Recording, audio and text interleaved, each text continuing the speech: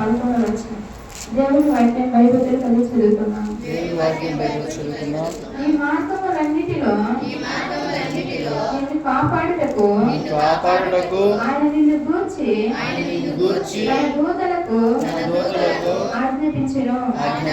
నీ పాదములకు రాయి తగలకుండా వారు నిన్ను తమ చేతుల మీద ఎత్తి పట్టుకుందురు. నీ సింహాసనమును నాగుపాములను త్రొక్కెదవు. కొదమ సింహములను భుజంగములను అనగదొక్కెదవు. అతడు నన్ను ప్రేమించుచున్నాడు కనుక నేను అతన్ని తప్పించెదను.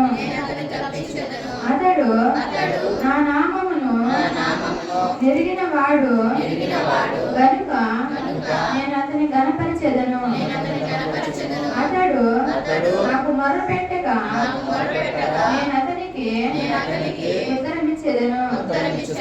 శ్రమలో నేను అతనికి తోడై ఉందును. అతని విడిపించి అతని గొప్ప చేసేదను. దీర్ఘాయువు చేత